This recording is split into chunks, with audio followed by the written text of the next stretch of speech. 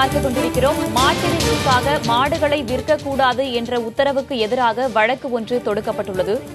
ஹைதராபாத்தைச் சேர்ந்த அமைப்பு ஒன்று உச்சநீதிமன்றத்தில் இந்த வழக்கை தொடுத்திருப்பதாக தகவல் வெளியாகியுள்ளது. அண்மையில் மாட்டிறைச்சிக்கு தடை விதித்து மத்திய அரசு உத்தரவிட்டிருந்தது. இதனை எதிர்த்து தமிழகத்தில் பல்வேறு அமைப்புகளும் பல்வேறு இடங்களில் போராட்டத்தில் ஈடுபட்டார்கள். தற்போதைய செய்தியாக ஹைதராபாத்தைச் சேர்ந்த அமைப்பு ஒன்று உச்சநீதிமன்றத்தில் வழக்கு தொடுத்திருக்கிறது.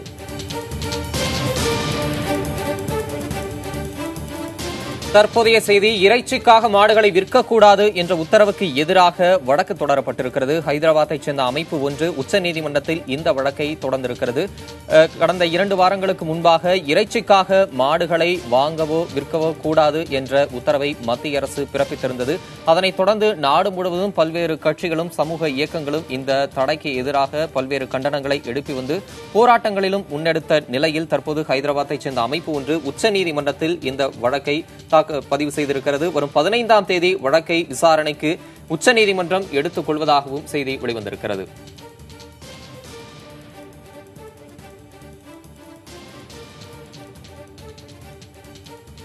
இறைச்சிக்காக மாடுகளை விற்கக்கூடாது என்ற உத்தரவுக்கு எதிராக வழக்கு தொடரப்பட்டுள்ளது. ஹைதராபாத்தைச் சேர்ந்த அமைப்பு ஒன்று உச்சநீதிமன்றத்தில் இந்த வழக்கை தொடுத்திருப்பதாக தகவல் வெளியாகியுள்ளது. இந்த வழக்கு வரும் 15ஆம் தேதி விசாரணைக்கு எடுத்துக் கொள்கிறது உச்சநீதிமன்றம். இது தொடர்பான கூடுதல் விவரங்களை வழங்குவதற்காக நம்முடைய டெல்லி செய்தியாளர் கணபதி இணைப்பில் இருக்கிறார். அவரோடு பேசலாம். கணபதி, இந்த வழக்கை யார் தொடுத்தது? முழுமையான விவரங்களை சொல்லுங்க. மாட்டிறைச்சி தொடர்பாக மத்திய அரசுடைய உத்தரவு கடும் சர்ச்சையை ஏற்படுத்தி இருக்கிறது. அந்த சூழ்நிலையில் பல்வேறு அமைப்புகள் ஏற்கனவே எதிர்ப்பை தெரிவித்திருந்த நிலையிலே உச்சநீதிமன்றத்திலே ஹைதராபாத்தை சேர்ந்த ஒரு அமைப்பு மனு தாக்கல் செய்திருந்தது. அந்த மனுவை விசாரணைக்கு எடுத்துக்கொள்வதாக இன்று உச்சநீதிமன்றம் சொல்லியிருக்கிறது. உச்சநீதிமன்றத்திலே இது பற்றி மனுவை விசாரிக்க வேண்டும் என்ற கோரிக்கை முன்வைக்கப்பட்ட போது உச்சநீதிமன்றம் இந்த வழக்கை 15ஆம் தேதிக்கு விசாரணைக்கு எடுத்துக்கொள்ளலாம் என்று முடிவு செய்து நீதிபதிகள் அறிவித்திருக்கிறார்கள்.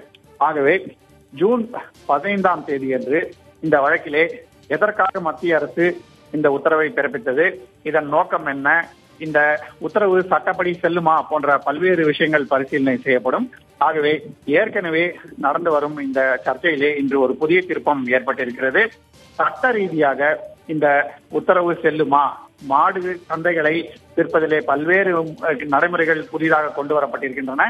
அதே சமயத்திலே இது பசுவதையை தடுப்பதற்கு ஒரு மாற்று வழியாக அமைந்து விடுகிறது என்ற கருத்தும் இருக்கிறது. ஆகவே மாட்டிறைச்சி விற்பனை இதனால் பாதிக்கப்படுமா, மாட்டிறைச்சியை உண்பவர்களுக்கு மாட்டிறைச்சி கிடைக்காமல் போகுமா என்ற கேள்விகளுக்கெல்லாம் இந்த வழக்கின் மூலமாக பதில் கிடைக்க வாய்ப்பு இருக்கிறது. கணபதி, ஏற்கனவே இந்த உத்தரவுக்கு எதிராக பல்வேறு தரப்பிலிருந்தும் கண்டனம் எதிர்ப்புகள் வந்த நிலையில ஹைதராபாத்தை சேர்ந்த அமைப்பு உச்சநீதிமன்றத்தில் வழக்கு பதிவு செய்திருக்கிறது. அந்த அமைப்பு சார்பில் அந்த தாக்கல் செய்யப்பட்ட அந்த மனு வழக்குல என்னென்ன விஷயங்கள்லாம் குறிப்பிடப்பட்டிருக்கு? மிகவும் முக்கியமாக குறிப்பிடப்பட்டிருப்பது என்னவென்றால், கால்நடைகளின் நலனுக்காக கொண்டு வரப்பட்ட உத்தரவு என்று மத்திய அரசு சொல்கிறது. கால்நடைகள் சித்திரவதை செய்யப்படக்கூடாது, கால்நடைகளை சந்தைக்கு கொண்டு வரும் போது சரியான முறையிலே கால்நடைகளை நடத்த வேண்டும், போதுமான அளவுக்கு குடிப்பதற்கு தண்ணீர், நிழலிலே தங்குவதற்கான இடம் போன்ற வசதிகள் எல்லாம் இருக்க வேண்டும் அந்த உத்தரவிலே சொல்லப்பட்டிருக்கிறது. ஆனால் அதே சமயத்திலே மாடுகளை அடிமாடாக விற்கக்கூடாது என்பதும் அதில் சொல்லப்பட்டிருக்கிறது. மாடுகள் தவிர ஒட்டகங்களுக்கும் அது போல விற்கக்கூடாது என்பதும் குறிப்பிடப்பட்டிருக்கிறது.